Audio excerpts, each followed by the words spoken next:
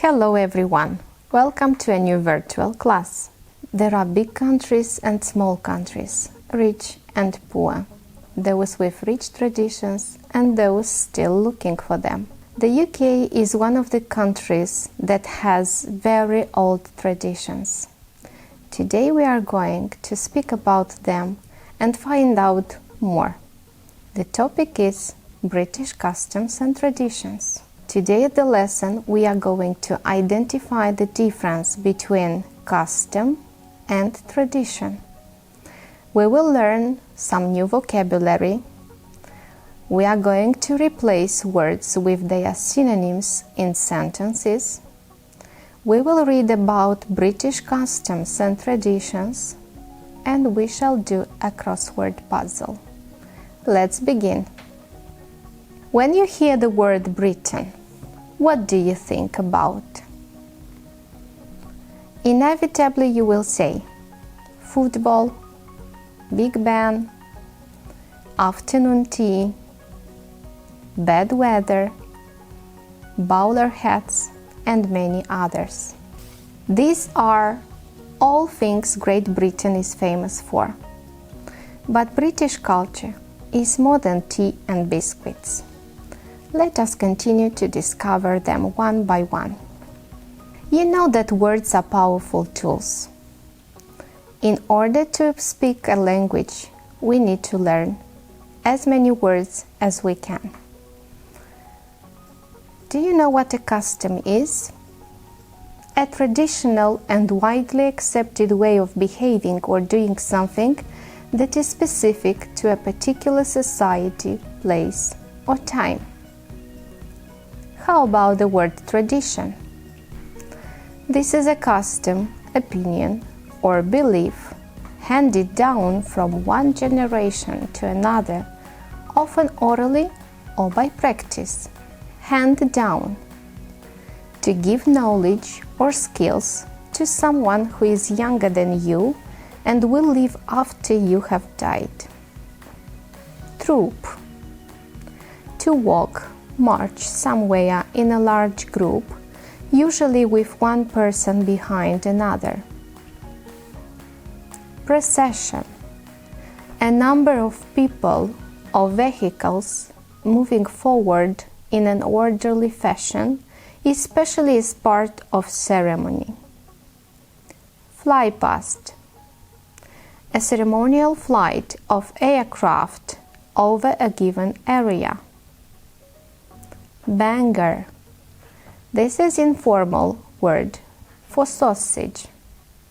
Mash, a soft mass made by crushing a substance into a pulp, sometimes with the addition of liquid. Take away, cooked food which can be eaten elsewhere. Scone or scone, a small unsweetened or lightly sweetened cake made from flour, fat, and milk, and sometimes containing fruit. Bank holiday, a day on which banks, shops, schools are officially closed, kept as a public holiday. Not to be one's cup of coffee. Have you heard this expression? This means not to be the type of thing that you like. Now let's practice the new vocabulary. Exercise 1. Replace the words in bold with their synonyms. Take some time, think about the sentences, write down, and then we'll check. Are you ready? Let's see the answers. For lunch, I had sweet potato mash and some fresh boiled greens. The second sentence. It's a tradition in our family to offer gifts to the poor on Christmas Day. Sentence number 3. I think skiing is not my cup of tea. Number 4. At breakfast, I prefer eggs and banger.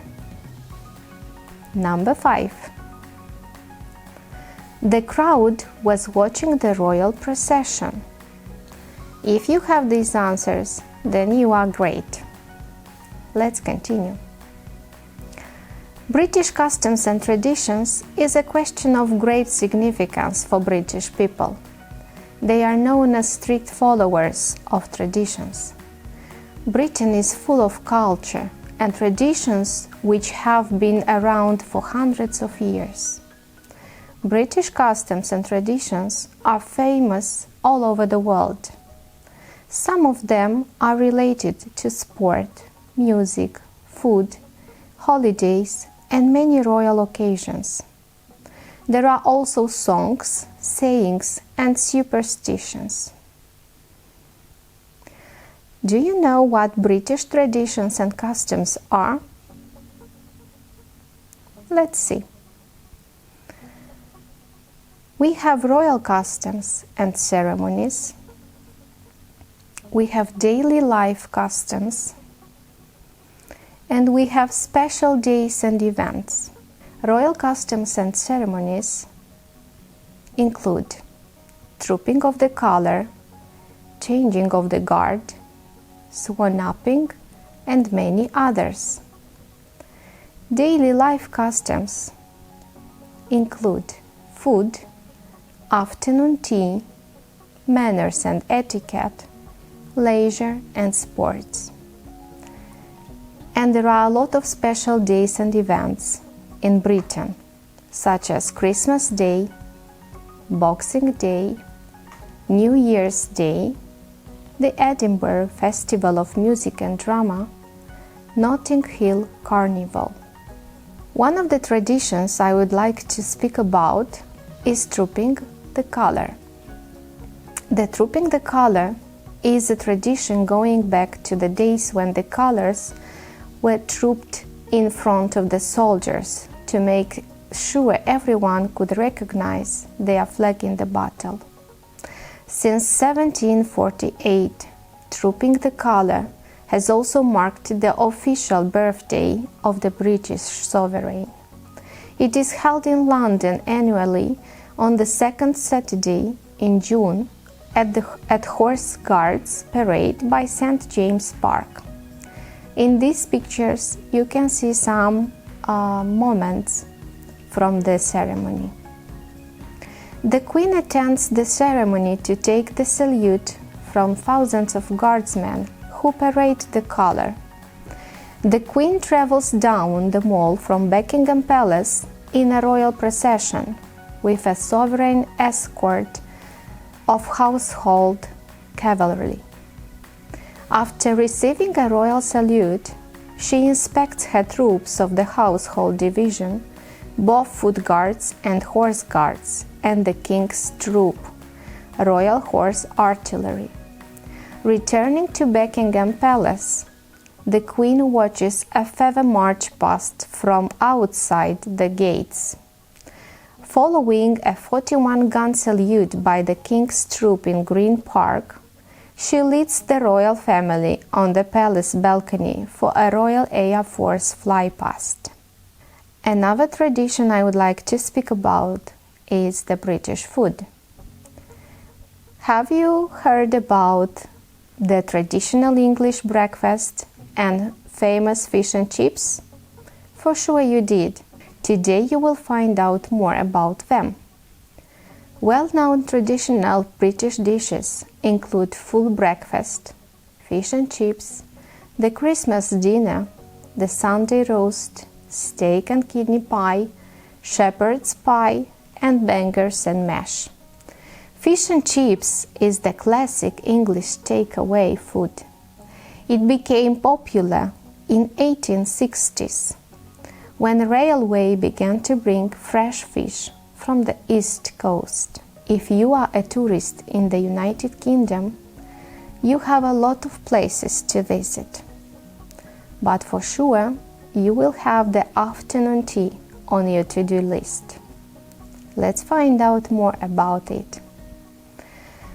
Afternoon tea is a British food tradition of sitting down for an afternoon treat of tea, sandwiches, scones and cakes. Afternoon tea is served between 4 and 5 p.m. When afternoon tea became fashionable in the early 19th century, thanks to the Duchess of Bedford, Anna, it was never intended to replace dinner, but rather to fill in the long gap between lunch and dinner, at the time when dinner was served as late as 8 p.m. This pause for tea became a fashionable social event. During the 1880s, upper class and society women changed into long gowns, gloves and hats for their afternoon tea, which was usually served in the drawing room between 4 and 5 o'clock. Lifestyles have changed since those times, and afternoon tea is now a treat rather than a stopgap. Do you like Christmas? How about presents? Boxing Day is another famous tradition in the UK. In Britain, Boxing Day is usually celebrated on the following day after Christmas, December 26. Traditionally, it was a day when employers distributed money, food, clothes, or other valuable goods to their employees in a small box on this day. This was payment for the work they had done throughout the year. The Christmas box was a wooden or clay container where people placed gifts. And the tradition still continues today. Schools across the country gather together gifts to be put in Christmas boxes that are sent to poor countries. For many people, Boxing Day is an opportunity to spend time with family, friends, and neighbors. Boxing Day is also an important day for sporting events. Traditionally, fox hunting was a popular sport in the upper class. Nowadays, horse racing and football are popular sports. Boxing Day is a bank holiday, which means all schools and many organizations are closed in this period. Some may close for the whole week between Christmas and New Year. Now let's check your comprehension. You have a crossword puzzle here. Let's answer the questions. We'll start with the question which are down.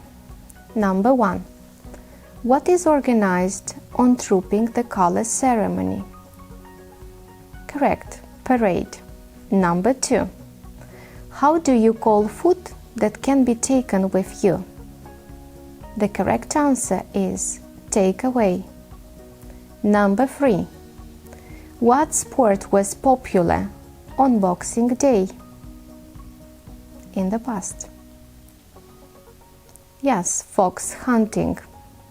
Number 5. What sport is popular today in Britain? Think about.